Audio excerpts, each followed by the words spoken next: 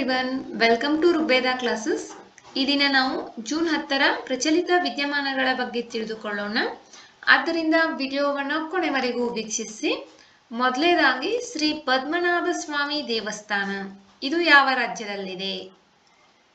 ಇದು ಕೇರಳ ರಾಜ್ಯಕ್ಕೆ ಸಂಬಂಧಪಟ್ಟ ದೇವಾಲಯವಾಗಿದೆ. ಇದರ ಬಗ್ಗೆ ಒಂದಿಷ್ಟು ಮಾಹಿತಿಯನ್ನ ತಿಳಿದುಕೊಳ್ಳೋಣ. ತಿರುವನಂತಪುರಂನ ಪ್ರಸಿದ್ಧ ಶ್ರೀ ಪದ್ಮನಾಭ ಸ್ವಾಮಿ ದೇವಸ್ಥಾನದಲ್ಲಿ 270 ವರ್ಷಗಳ ನಂತರ ಮಹಾಕುಂಭಾಭಿಷೇಕ ನಡೆಯಿತು. ಕೇರಳದ ತಿರುವನಂತಪುರಂನಲ್ಲಿರುವ ಶ್ರೀ ಪದ್ಮನಾಭ ಸ್ವಾಮಿ ದೇವಸ್ಥಾನವು ಶಯನಭಂಗಿಯಲ್ಲಿರುವ ವಿಷ್ಣುವಿಗೆ ಅರ್ಪಿತವಾದ ಪ್ರಸಿದ್ಧ ಹಿಂದೂ ದೇವಾಲಯವಾಗಿದೆ. ಇದು ವಿಶ್ವದ ಅತ್ಯಂತ ಶ್ರೀಮಂತ ದೇವಾಲಯಗಳಲ್ಲಿ ಒಂದೆಂದು ಪರಿಗಣಿಸಲ್ಪಟ್ಟಿದೆ. ಈ ದೇವಾಲಯವು ಕೇರಳ ಮತ್ತು ದ್ರಾವಿಡ ವಾಸ್ತುಶಿಲ್ಪದ ವಿಶಿಷ್ಟ ಮಿಶ್ರಣವನ್ನ ಪ್ರದರ್ಶಿಸುವ ಮಹತ್ವದ ಸಾಂಸ್ಕೃತಿಕ ಮತ್ತು ಧಾರ್ಮಿಕ ಹೆಗ್ಗುರುತಾಗಿದೆ. 2011ರಲ್ಲಿ ರಹಸ್ಯ ಕಮಾನುಗಳನ್ನ ತೆರೆಯಲಾಯಿತು. ಚಿನ್ನ, ಆಭರಣಗಳು ಮತ್ತು ಇತರ ಬೆಲೆಬಾಳುವ ವಸ್ತುಗಳನ್ನ ಬಹಿರಂಗಪಡಿಸಿದಾಗ ಈ ದೇವಾಲಯವು ಪ್ರಖ್ಯಾತಿಯನ್ನ ಪಡೆಯಿತು. ಈ ದೇವಾಲಯವು ಅಲ್ಪಸಿ ಉತ್ಸವ ಮತ್ತು ಪೈಂಕುಣಿ ಉತ್ಸವ ಸೇರಿದಂತೆ ವಿವಿಧ ಉತ್ಸವಗಳನ್ನ ವಿಶಿಷ್ಟ ಆಚರಣೆಗಳು ಮತ್ತು ಮೆರವಣಿಗೆಗಳೊಂದಿಗೆ ಆಯೋಜಿಸುತ್ತದೆ. ಈ ದೇವಾಲಯವು ಮತಿಲಕಂ ದಾಖಲೆಗಳು ಎಂದು ಕರೆಯಲ್ಪಡುವ ತಾಳೆಗರಿಯ ಹಸ್ತಪ್ರತಿಗಳ ವಿಶಾಲ ಸಂಗ್ರಹವನ್ನ ಹೊಂದಿದೆ. ಇದು ಶತಮಾನಗಳಿಂದಲೂ ದೇವಾಲಯ ಮತ್ತು ಸಾಮ್ರಾಜ್ಯದ ಆಡಳಿತ ಮತ್ತು ಆರ್ಥಿಕ ದಾಖಲೆಗಳನ್ನ ವಿವರಿಸುತ್ತದೆ. ಇದರ ಇಂದಿನ ವೈಭವವು ಹೆಚ್ಚಾಗಿ ತಿರುವಾಂಕೂರು ರಾಜ ಮಾರ್ತಾಂಡ ವರ್ಮರಿಂದ ನವೀಕರಣಗೊಂಡು ಬಂದಿದೆ. ಅವರು ಮುರಜಪಂ ನಂತಹ ಮಹತ್ವದ ಹಬ್ಬಗಳನ್ನ ಸಹ ಪರಿಚಯಿಸಿದರು. ಐತಿಹಾಸಿಕ ನಡೆಯಲ್ಲಿ ವರ್ಮ ಅವರು 1750ರಲ್ಲಿ ತನ್ನ ರಾಜ್ಯವನ್ನ ಪದ್ಮನಾಭನಿಗೆ ಅರ್ಪಿಸಿದರು. ದೇವಾಲಯ ಆಧ್ಯಾತ್ಮಿಕ ಸಾರವನ್ನ ರಾಜಮನೆತನದ ಪರಂಪರೆಯೊಂದಿಗೆ ಹೆಣೆದುಕೊಂಡರು.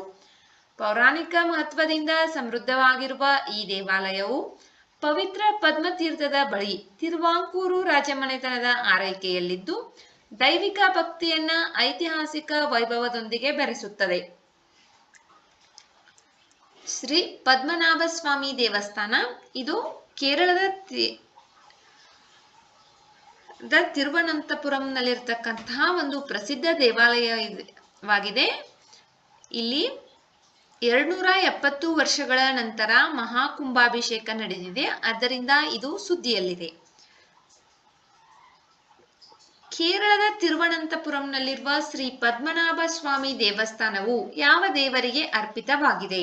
ವಿಷ್ಣು ದೇವರಿಗೆ ಅರ್ಪಿತವಾಗಿದೆ.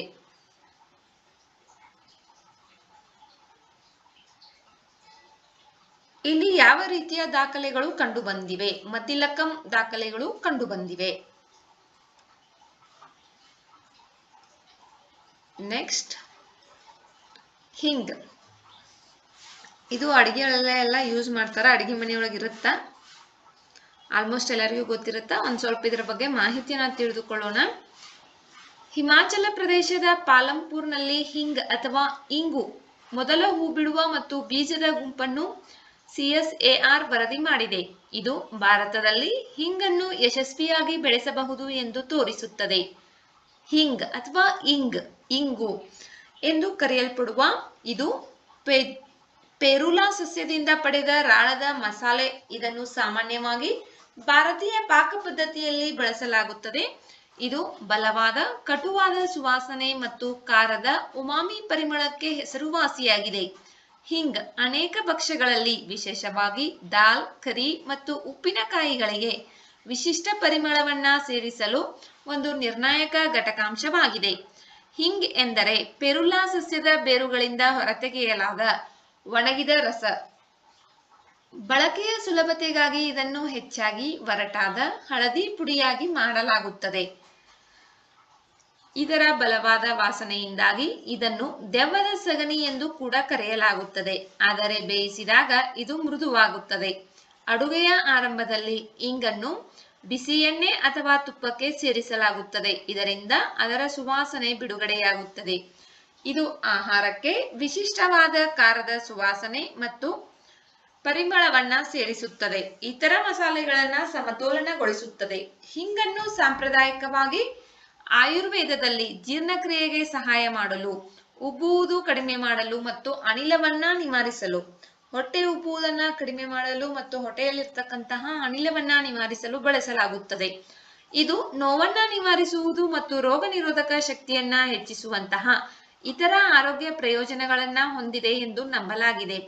ಹಿಂಗನ್ನು ಉತ್ಪಾದಿಸುವ ಪೆರುಲಾ ಸಸ್ಯವು ಇರಾನ್, ಅಫ್ಘಾನಿಸ್ತಾನ್ ಮತ್ತು ಮಧ್ಯ ಏಷ್ಯಾದಂತಹ ಶುಷ್ಕ ಶೀತ ಪ್ರದೇಶಗಳಲ್ಲಿ ಬೆಳೆಯುತ್ತದೆ. ಇದು ಮರಳು ಮಿಶ್ರಿತ, ಚೆನ್ನಾಗಿ ನೀರು ಬಸಿದು ಹೋಗುವ, ಕಡಿಮೆ ತೇವಾಂಶವಿರುವ ಮಣ್ಣಿನಲ್ಲಿ ಚೆನ್ನಾಗಿ ಬೆಳೆಯುತ್ತದೆ. ಇದು ಕಾರ್ಬೋಹೈಡ್ರೇಟ್ಗಳ ಸಮೃದ್ಧ ಮೂಲವಾಗಿರುವುದರಿಂದ ಹಿಂಗು ಚಯಾಪಚಯ ಕ್ರಿಯೆಯನ್ನ ಉತ್ತೇಜಿಸುತ್ತದೆ. ಜೀರ್ಣಕ್ರಿಯೆಯು ಆರೋಗ್ಯವನ್ನ ಕಾಪಾಡಿಕೊಳ್ಳಲು, ಹೃದಯದ ಆರೋಗ್ಯವನ್ನ ಉತ್ತೇಜಿಸಲು ಮತ್ತು ಮೆದುಳಿನ ಕಾರ್ಯವನ್ನ ಸುಧಾರಿಸುವಲ್ಲಿ ಅತ್ಯಂತ ಪ್ರಯೋಜನಕಾರಿಯಾಗಿದೆ.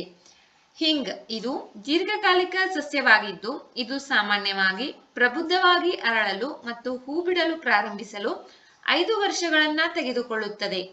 ಇದು ಇರಾನ್, ಅಫ್ಘಾನಿಸ್ತಾನ್ ಮತ್ತು ಮಧ್ಯ ಏಷ್ಯಾದ ಸ್ಥಳೀಯ ಪ್ರದೇಶಗಳಿಗೆ ಸೂಕ್ತವಾದ ಶೀತ ಶುಷ್ಕ ವಾತಾವರಣದಲ್ಲಿ ಬೆಳೆಯುತ್ತದೆ.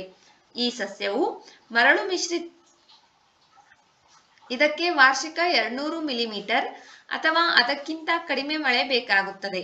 ಆದರೂ ಭಾರತೀಯ ಹಿಮಾಲಯದಂತಹ ಕೃಷಿ ಪ್ರದೇಶಗಳಲ್ಲಿ 300 ಮಿಲಿಮೀಟರ್ ವರೆಗೆ ಮಳೆಯನ್ನ ಸಹಿಸಿಕೊಳ್ಳಬಹುದು. ಅತ್ಯಂತ ಶುಷ್ಕ ಮತ್ತು ಶೀತ ವಾತಾವರಣದಲ್ಲಿ ಹಿಂಗ್ ಸಸ್ಯಗಳು ಸಾಮಾನ್ಯವಾಗಿ ಬದುಕುಳಿಯಲು ಸೂಕ್ತ ಸ್ಥಿತಿಗೆ ಹೋಗುತ್ತವೆ. ಭಾರತವು ಅಫ್ಘಾನಿಸ್ತಾನ್, ಇರಾನ್ ಮತ್ತು ಉಜ್ಬೆಕಿಸ್ತಾನ್ ಸೇರಿದಂತೆ ಇತರ ದೇಶಗಳ ಆಮದನ್ನ ಅವಲಂಬಿಸಿದೆ.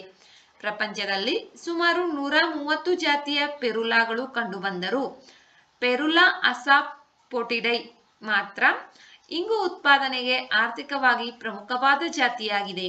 ಭಾರತದಲ್ಲಿ ಪೆರುಲಾ ಅಸಾಫೋಟಿಡಾ ಇಲ್ಲ. ಆದರೆ ಪಶ್ಚಿಮ ಹಿಮಾಲಯದಲ್ಲಿ ಪೆರುಲಾ ಜೆಸ್ಕಿಯಾನಾ ಮತ್ತು ಕಾಶ್ಮೀರ, ಲಡಾಖ್ನಲ್ಲಿ ಪೆರುಲಾ ನಾರ್ತೆಕ್ಸ್ ಕಂಡುಬರುತ್ತವೆ ಎಂದು ವರದಿಯಾಗಿದೆ. ಇವು ಅಸಾಫೋಟಿಡಾವನ್ನು ನೀಡುವ ಜಾತಿಗಳಲ್ಲ. ಭಾರತದಲ್ಲಿ ಹಿಮಾಚಲ ಪ್ರದೇಶವು ಹಿಂಗಗೆ ಪ್ರಸಿದ್ಧವಾಗಿದೆ. ಹಿಂಗ್ ಇದು ಒಂದು ಮಸಾಲೆ ಪದಾರ್ಥವಾಗಿದ್ದು, ಇದನ್ನು ನಾವು ನಮ್ಮ ಖಾದ್ಯಗಳಲ್ಲಿ ಬಳಸಲಾಗುತ್ತದೆ. ಇತ್ತೀಚೆಗೆ ಇದನ್ನ ನಮ್ಮ ಹಿಮಾಚಲ ಪ್ರದೇಶದಲ್ಲಿ ಬೆಳೆಸಿದಾರ. ಇನ್ನು ನಮ್ಮ ಭಾರತದಲ್ಲಿ ಇದನ್ನ ಬೆಳೆಸಬಹುದು ಅಂತ ಹೇಳಿ ನಿರ್ಣಯವನ್ನ ತಗೊಂಡಿದ್ದಾರೆ.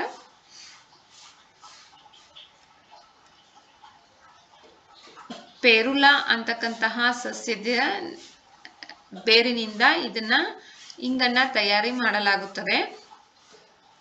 ನಾವು ಭಾರತೀಯರು ಅಫ್ಘಾನಿಸ್ತಾನ್, ಇರಾನ್ ಮತ್ತು ಉಜ್ಬೆಕಿಸ್ತಾನ್ನಿಂದ ಹಿಂಗನ್ನ ಆಮದು ಮಾಡಿಕೊಳ್ಳುತ್ತೇವೆ. ನೆಕ್ಸ್ಟ್, ವಿಪತ್ತು ಸ್ಥಿತಿಸ್ಥಾಪಕ ಮೂಲಸೌಕರ್ಯಕ್ಕಾಗಿ ಒಕ್ಕೂಟ.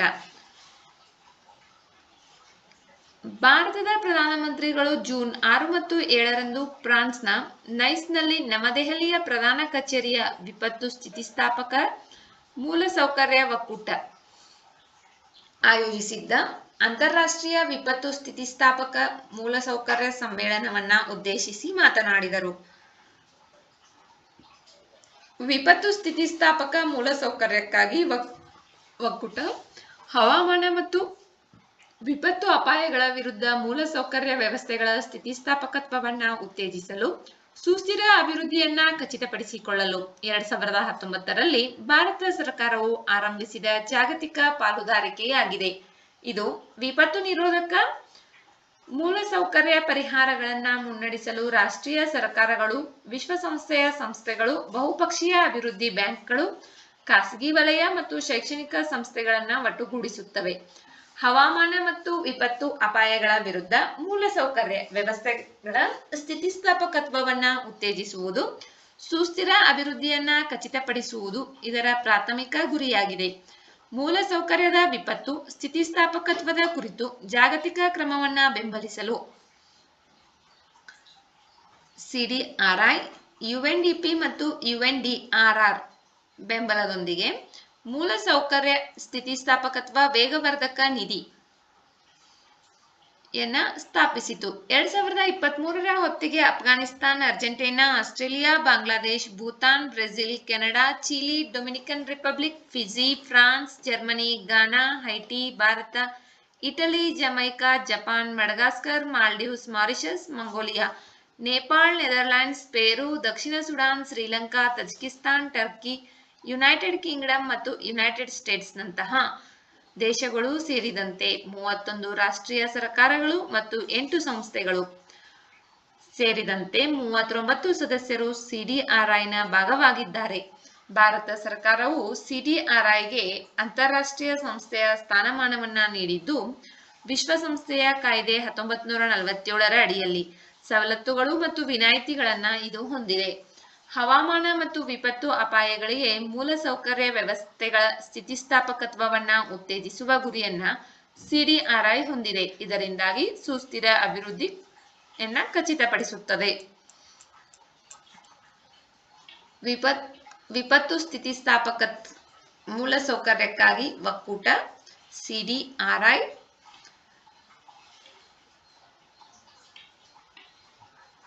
ಇದರ ಸಮ್ಮೇಳನದಲ್ಲಿ ಫ್ರಾನ್ಸ್ನ ನೈಸ್ನಲ್ಲಿ ನಡೆಯಿತು.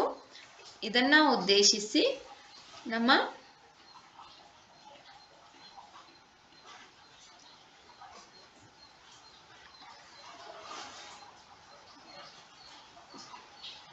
ಪ್ರಧಾನಮಂತ್ರಿಗಳು ಮಾತನಾಡಿದ್ದಾರೆ.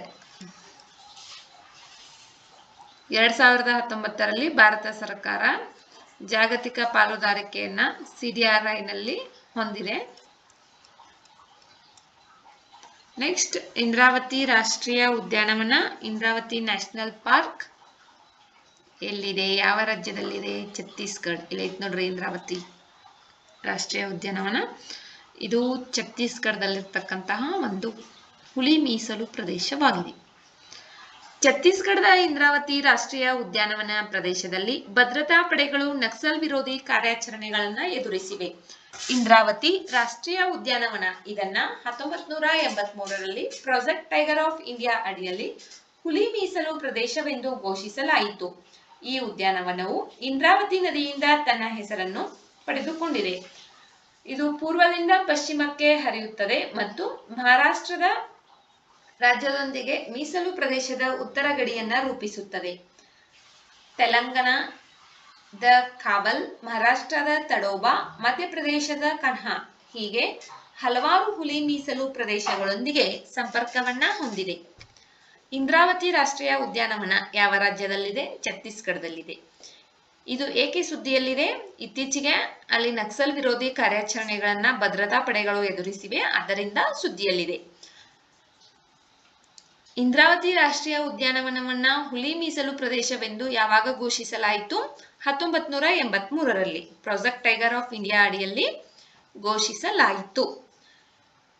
ಇಂದ್ರಾವತಿ ರಾಷ್ಟ್ರೀಯ ಉದ್ಯಾನವನದಲ್ಲಿ ಹರಿಯುವ ಪ್ರಮುಖ ನದಿ ಯಾವುದು? ಇಂದ್ರಾವತಿ.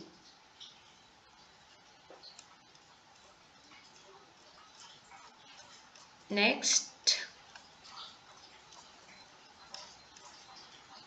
Algorithmic trading. ಅನಿಯಂತ್ರಿತ ಅಲ್ಗಾರಿದಮಿಕ್ ವ್ಯಾಪಾರ ವೇದಿಕೆಗಳೊಂದಿಗೆ ಸಹಕರಿಸುವುದಕ್ಕಾಗಿ ನಿಯಂತ್ರಕ ಪರಿಶೀಲನೆಯಲ್ಲಿರುವ ಸ್ಟಾಕ್ ಬ್ರೋಕರ್ಗಳಿಗೆ Securities and Exchange Board of India ಇತ್ತೀಚೆಗೆ ಒಂದು ಇತ್ಯರ್ಥ ಯೋಜನೆಯನ್ನ ಘೋಷಿಸಿತು.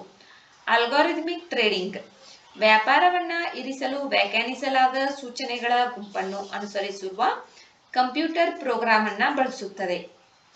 ಅಲ್ಗಾರಿದಮಿಕ್ ಟ್ರೇಡಿಂಗ್ಗೆ ಸಾಮಾನ್ಯವಾಗಿ ಬಳಸುವ ಇನ್ನೊಂದು ಪದ ಕಪ್ಪು ಪೆಟ್ಟಿಗೆ ವ್ಯಾಪಾರ. ಇದನ್ನ ಸ್ವಯಂಚಾಲಿತ ವ್ಯಾಪಾರ, ಅಲ್ಗೋ ಟ್ರೇಡಿಂಗ್ ಎಂದು ಕೂಡ ಕರೆಯಲಾಗುತ್ತದೆ. ಸಾಮಾನ್ಯವಾಗಿ ಕಪ್ಪು ಪೆಟ್ಟಿಗೆ ವ್ಯಾಪಾರ ಅಂತ ಹೇಳಿ ಕರೆಯುತ್ತೇವೆ.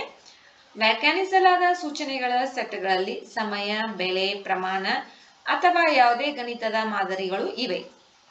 ಇದು ನಿಖರವಾದ ಕ್ಷಣಗಳಲ್ಲಿ ವಹಿವಾಟನ್ನ ಕಾರ್ಯಗತಗೊಳಿಸಲು ಕಂಪ್ಯೂಟರ್ ಪ್ರೋಗ್ರಾಮಿಂಗ್ ಮತ್ತು ಹಣಕಾಸು ಮಾರುಕಟ್ಟೆಗಳನ್ನ ಸಂಯೋಜಿಸುತ್ತದೆ. ಸೈದ್ಧಾಂತಿಕವಾಗಿ ಈ ವ್ಯಾಪಾರವು ಮಾನವ ವ್ಯಾಪಾರಿಗೆ ಅಸಾಧ್ಯವಾದ ವೇಗ ಮತ್ತು ಆವರ್ತನದಲ್ಲಿ ಲಾಭವನ್ನ ಗಳಿಸಬಹುದು. ಭಾರತದಲ್ಲಿ ಸಾಂಸ್ಥಿಕ ಮತ್ತು ಚಿಲ್ಲರೆ ಹೂಡಿಕೆದಾರರಲ್ಲಿ ಅಲ್ಗೋ ವ್ಯಾಪಾರವು ಈಗಾಗಲೇ ಪ್ರಚಲಿತವಾಗಿದೆ.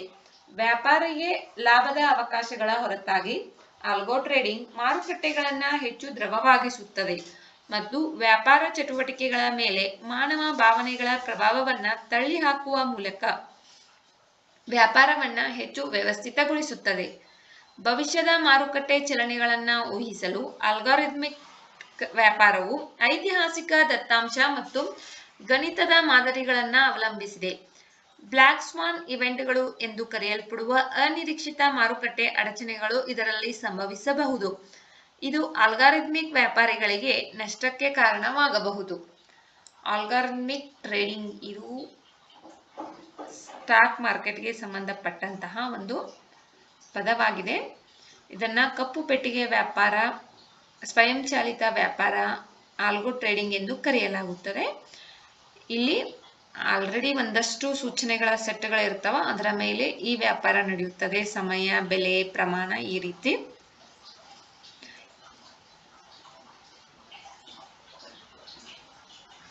ಇದನ್ನ ಒಂದು ಇತ್ಯರ್ಥ ಯೋಜನೆಯನ್ನ ಈ ಸ್ಟಾಕ್ ಬ್ರೋಕರ್ಗಳಿಗೆ, ಅಲ್ಗಾರಿದಮಿಕ್ ಟ್ರೇಡಿಂಗ್ ಮಾಡತಕ್ಕಂತಹ ಸ್ಟಾಕ್ ಬ್ರೋಕರ್ಗಳಿಗೆ ಒಂದು ಇತ್ಯರ್ಥ ಯೋಜನೆಯನ್ನ SEBI, securities and Exchange Board of India ಇತ್ತೀಚೆಗೆ ಘೋಷಿಸಿದೆ. ಆದ್ದರಿಂದ ಇದು ಸುದ್ದಿಯಲ್ಲಿದೆ.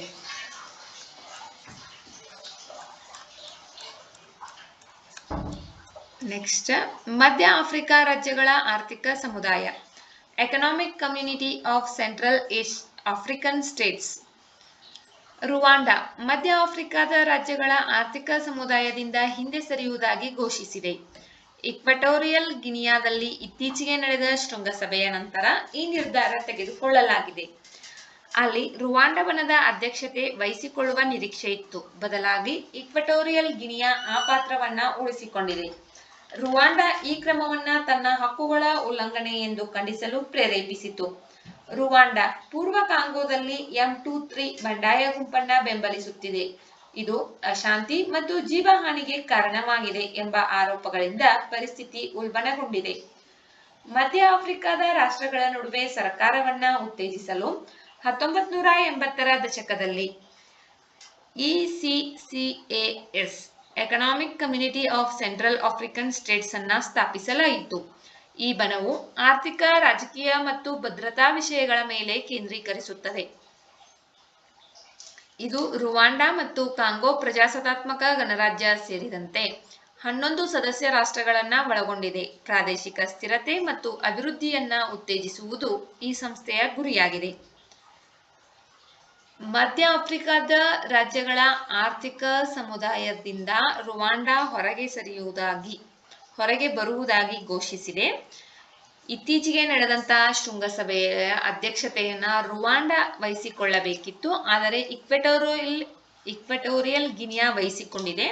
ಇದರಿಂದ ರುವಾಂಡಾ ತನ್ನ ಹಕ್ಕುಗಳ ಉಲ್ಲಂಘನೆಯಾಗಿದೆ ಅಂತ ಹೇಳಿ ಆ ಸಮುದಾಯದಿಂದ ಬೇರ್ಪಡುವುದಾಗಿ ಘೋಷಣೆಯನ್ನ ಮಾಡಿದೆ. ಮಧ್ಯ ಆಫ್ರಿಕಾ ರಾಜ್ಯಗಳ ಆರ್ಥಿಕ ಸಮುದಾಯ ಇಲ್ಲಿ ರಾಷ್ಟ್ರ ಅಂತ ಹೇಳಿ ಕನ್ಸಿಡರ್ ಮಾಡ್ಬೇಕಾಕೈತಿ. ಮಧ್ಯ ಆಫ್ರಿಕಾದ ರಾಷ್ಟ್ರಗಳ ಆರ್ಥಿಕ ಸಮುದಾಯವನ್ನ ಯಾವಾಗ ಸ್ಥಾಪಿಸಲಾಯಿತು? 1980ರಲ್ಲಿ ಸ್ಥಾಪಿಸಲಾಯಿತು. ಮಧ್ಯ ಆಫ್ರಿಕಾದ ರಾಷ್ಟ್ರಗಳ ಆರ್ಥಿಕ ಸಮುದಾಯ ಅಂದ್ರೂ ಇದೆ, ಮಧ್ಯ ಆಫ್ರಿಕಾದ ರಾಜ್ಯಗಳ ಆರ್ಥಿಕ ಸಮುದಾಯ ಅಂದ್ರೂ ಇದೆ. Next, NHAI, national highway authority of India. ಭಾರತೀಯ ರಾಷ್ಟ್ರೀಯ ಹೆದ್ದಾರಿ ಪ್ರಾಧಿಕಾರ ಸಾರ್ವಜನಿಕ ಮೂಲಸೌಕರ್ಯ ಹೂಡಿಕೆ ಟ್ರಸ್ಟ್ ಅನ್ನ ಆರಂಭಿಸುವ ಬಗ್ಗೆ ಯೋಚಿಸುತ್ತಿದೆ. ಆದ್ದರಿಂದ ಇದು ಸುದ್ದಿಯಲ್ಲಿದೆ. ಆಹ್ವಾನಗಳು ಹೂಡಿಕೆ ವಾಹನಗಳಾಗಿದ್ದು, ಬಹು ಹೂಡಿಕೆದಾರರು ತಮ್ಮ ಹಣವನ್ನ ಒಟ್ಟುಗೂಡಿಸಲು ಮತ್ತು ಮೂಲಸೌಕರ್ಯ ಯೋಜನೆಗಳಲ್ಲಿ ಹೂಡಿಕೆ ಮಾಡಲು ಅನುವು ಮಾಡಿಕೊಡುತ್ತದೆ. ಹೆದ್ದಾರಿಗಳಿಂದ ಉತ್ಪತ್ತಿಯಾಗುವ ಟೋಲ್ ಆದಾಯದಿಂದ ಹೂಡಿಕೆದಾರರು ಆದಾಯವನ್ನ ಗಳಿಸಲು ಅವು ಒಂದು ಮಾರ್ಗವನ್ನ ನೀಡುತ್ತವೆ. NHAI ಖಾಸಗಿ ಆಹ್ವಾನ ರಾಷ್ಟ್ರೀಯ ಹೆದ್ದಾರಿಗಳ ಇನ್ಫ್ರಾ ಟ್ರಸ್ಟ್ ಪ್ರಾಥಮಿಕವಾಗಿ ಸಾಂಸ್ಥಿಕ ಹೂಡಿಕೆದಾರರಿಗೆ ಸೇವೆ ಸಲ್ಲಿಸುತ್ತದೆ. ಪ್ರಸ್ತಾವಿತ ಸಾರ್ವಜನಿಕ ಆಹ್ವಾನವು ಚಿಲ್ಲರೆ ಹೂಡಿಕೆದಾರರಿಗೆ ಅವಕಾಶಗಳನ್ನು ವಿಸ್ತರಿಸುತ್ತದೆ. ಹೊಸ ತಂತ್ರವು ಪ್ರತಿ ತ್ರೈಮಾಸಿಕದಲ್ಲಿ ವಿಭಿನ್ನ ಗಾತ್ರದ 3 ವಿಭಿನ್ನ ಬಂಡಲ್ಗಳನ್ನು ನೀಡುತ್ತದೆ. NHAI ವಿವಿಧ ಹಣಗಳಿಕೆ ಮಾರ್ಗಗಳ ಮೂಲಕ ಗಣನೀಯ ಹಣವನ್ನು ಸಂಗ್ರಹಿಸುತ್ತದೆ. ಸಂಗ್ರಹಿಸಿದ ಹಣವನ್ನ ಹೊಸ ಹೆದ್ದಾರಿಗಳನ್ನ ಅಭಿವೃದ್ಧಿಪಡಿಸಲು, ಮರು ಹೂಡಿಕೆ ಮಾಡಲು, ಬಳಸಲಾಗುತ್ತದೆ. ಸಾಮಾನ್ಯ ಬಜೆಟ್ ಮೇಲಿನ ಅವಲಂಬನೆಯನ್ನ ಕಡಿಮೆ ಮಾಡುತ್ತದೆ.